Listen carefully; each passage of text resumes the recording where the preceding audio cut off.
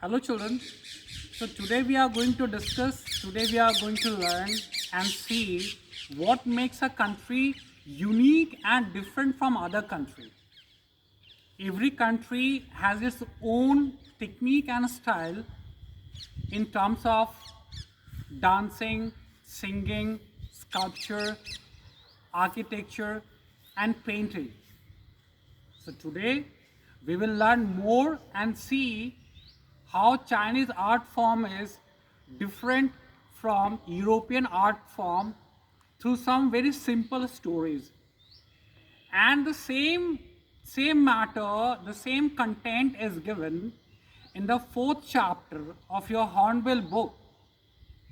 The title of the chapter is The Landscape of the Soul, and it's written by Nathalie, the writer Nathalie Treboroy.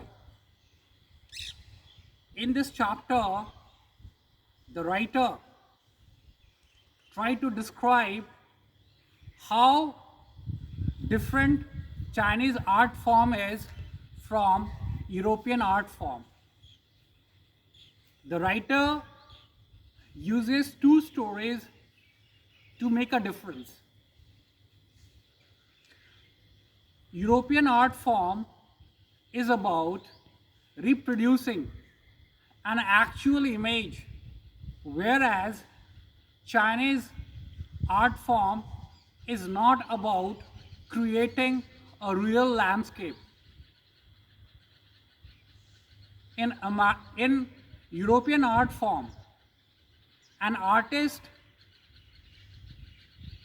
sense of viewing at a thing is that the painter makes the viewer look at his painting, whereas the Chinese art, an artist's inner and spirit voice allows you to start from any point, and it lets the viewer create his own concept. So basically there are three stories are given in this chapter. Two stories are from about Chinese art form of painting, and one is given about European art form of painting. So today in this particular lecture I would only discuss about two small stories told about Chinese form of art.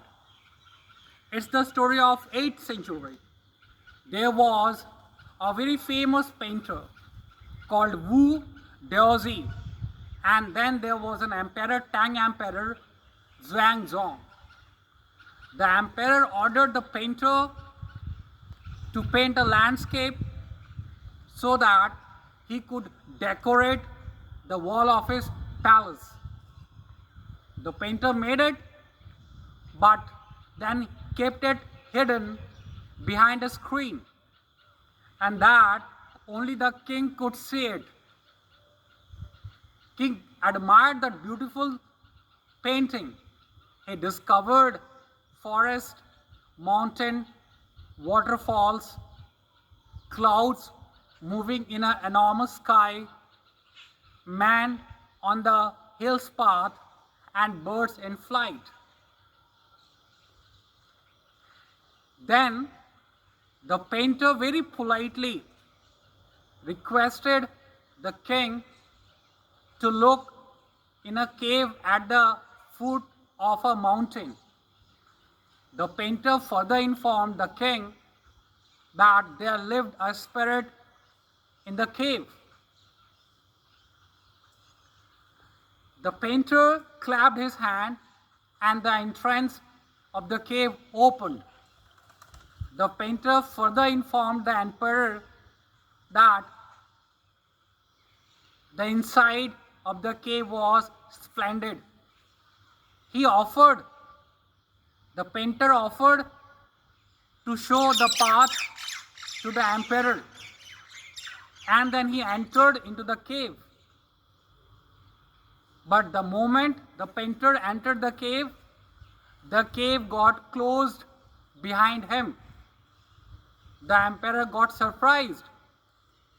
Before that emperor could move or speak a word, the entire painting got vanished from the wall. It got vanished and there were left no sign of the brush of the famous painter. After that, what happened to the painter, nobody knew, and painter was not seen again. And it was considered that it was his last painting. Now there is one another very small story that also talks about the Chinese form of art. It says that there was a painter and he would not draw the eyes of a dragon that he had already painted. He feared that if he drew the eyes of the dragon, it would fly. And such stories were very famous and were a common thing about Chinese way of education. The books of Confucius and Zhuangzi were full of such stories. Such stories help the master guide their disciple to move on the right path. These stories reveal the spirit of the art in which the stories were constructed. So these were two small stories which was said about the Chinese form of art, and there is one more story that talks about European form of art that I would narrate in the next video of mine. So is that clear? It's almost more than half of the content I have described, and for the next part I would make another video. Is that clear? See this video, say it once, go through the books, and you will have a total command over the chapter. Thank you and God bless you.